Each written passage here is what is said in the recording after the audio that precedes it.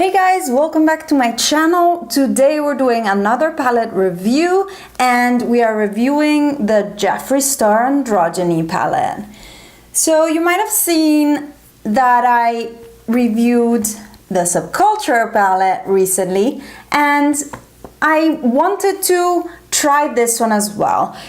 The Subculture palette reminded me about how much I love the dark teals and blue shades and these burgundy eyeshadows, and if you look inside the Androgyny palette, that is most of the shadows in here. The color scheme of this one speaks to me on so many levels. I could do so many different looks, and however, not all is gold what glitters. I guess that's the saying, right?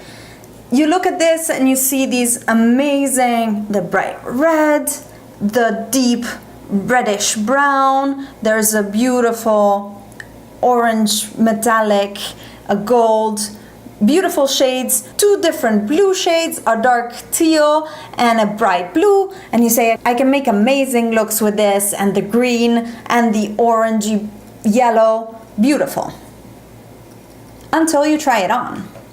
Now I have tried eyeshadows from every budget level. I have used single shadows, I have used palettes, I have used more high-end palettes like the Anastasia one, as well as drugstore palettes, and to be honest, this is not that special.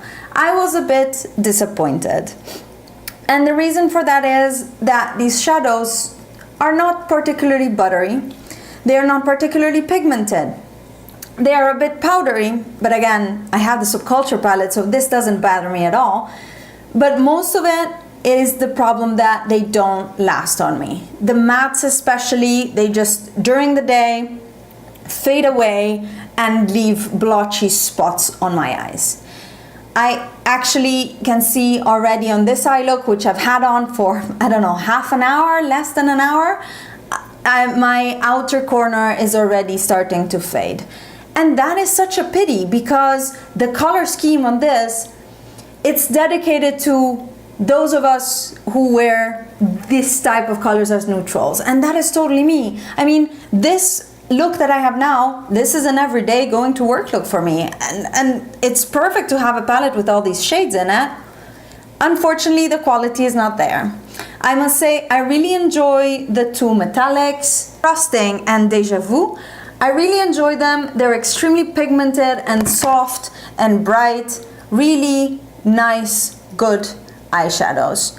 I really enjoy these. No complaints there. They're very bright shades, but again, they're not really that new or unique, are they? We've seen these multiple brands make golds and these bright oranges, and of course Makeup Geek has them as well. The problem I had is actually with the darker mattes. We're talking about these three especially. I do not see a difference between these two shades when they are applied on my skin. And that is unfortunate because they're the two shades I was the most excited about. You can see from the swatches how similar they look once applied. You can, of course, push harder and you can see it's a bit of a difference on the finger, but the effect overall is the same. Also, there's quite a big component of gray in both eyeshadows that make them a little bit dull and not as bright. I will show you for comparison a swatch of the shade Axis in the Subculture palette, and this is ridiculously pigmented, of course, but also this shade is very full.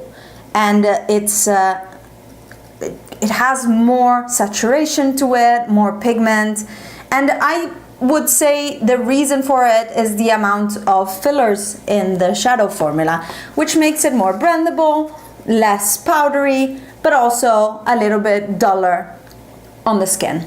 Another shade that has disappointed me is Dominatrix. Now Dominatrix is the same shade as one of his lip products that I've been wanting to try for the longest time, and it's a very dark brown red shade.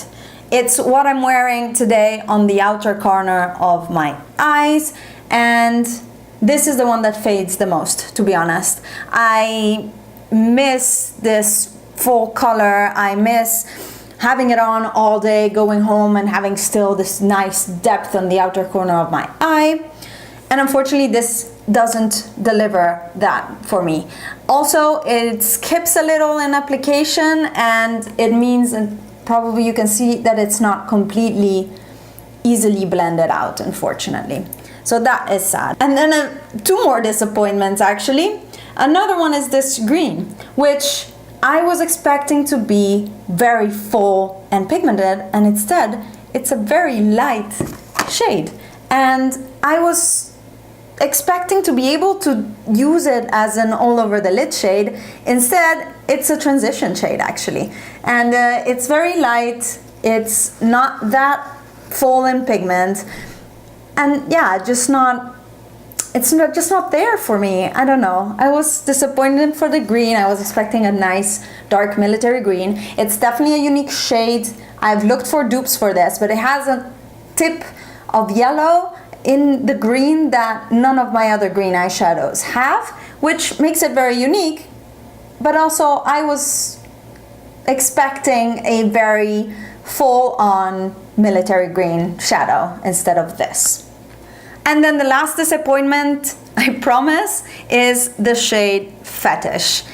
Beautiful red in the pan. It has a slight sheen to it, so it's not matte, it's not a shimmer. It has a slight sheen, and yeah, it's just not there. It's a beautiful shade in itself, but it's quite, I don't know, it's not a matte and it's not a shimmer. I wouldn't use it in the crease because it's not completely matte, and on the lid it's a bit flat compared to a bright shimmer like Makeup Geek Curtain Call, which is bum in your face shine. It's just personal preference, I guess, to some extent. I am just not blown away by the quality of the eyeshadows, and I was expecting a bit more from it. It's also on the expensive side, with being $45 for 10 shades. The pans are huge, that is true, you get a lot of product in here, but it's just not there for me. Now, I applied today, just like in my subculture video, one eye with the Androgyny palette and one eye with the dupes I found for it. Now, I know I'm not the first one to find these, and this is just my opinion and some alternatives. As I mentioned, a few shades are very hard to dupe, but here are the shades that I picked, and I'll put them next to each other so you can see the similarities.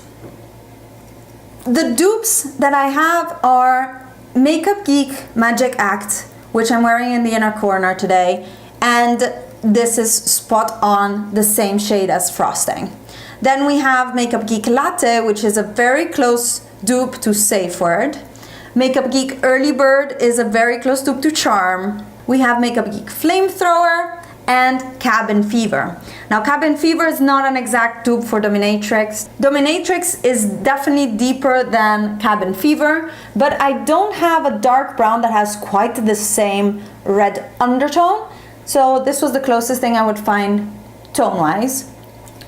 On this side, Cherry Cola is actually very close when swatched to Androgyny, which looks purple in the pan actually, but when it's swatched, it actually turned quite close to Cherry Cola. I don't have a dupe for Fetish that has the same satin feel, but this is the shade Lucrezia from Divina Cosmetics, and it's a beautiful matte.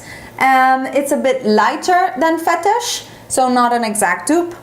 Also not an exact dupe is Makeup Geek Dirty Martini for Military. As I mentioned, Military has a tip of yellow that I cannot dupe with any green shadow in my collection. Then finally we have the last two blues. Now I had a bit of trouble duping these because they're so similar to each other. So actually Makeup Geek Time Travel is the closest one to the two, whereas Peacock is a bit lighter. It has more white in it compared to Time Travel and compared to Poison and Swallow. I'll put the comparison swatches on the screen for you to take a look at. These were applied with my finger on unprimed skin, and yeah, you can see how similar they are. There are a few, as I mentioned, that are just different, but I find that the Androgyny palette is not worth the $45 that it costs, and I will be passing this along because it's just not in my preference. I've been trying to use it, I've been putting an effort in, but my makeup always looked fishy and a little bit weird. And for those who say that this is a dupe for the subculture or there are a lot of similar shades, yes there are. I will link down below my subculture video and the post on which I dupe it, and there's a few shades of the Androgyny palette in there as well. However, the pigmentation in the subculture is 10 times better. They're a bit more difficult to blend, but I prefer this palette over the Androgyny palette any day. Unfortunately, this one just didn't cut it for me, and I would pass if I were you. Take a look at the blog post that is linked down below to see better the shade comparisons and the dupes. And like this video if you liked it. Let me know down below what your experience with this palette is, or if I convinced you that maybe it's not your cup of tea. If you picked it up, please let me know what your thoughts are on it, because this is my personal experience and it's not the universal truth, as it's just makeup and everybody has a different experience with it. Subscribe to my channel if you're not already, and I will see you in the next one. Bye!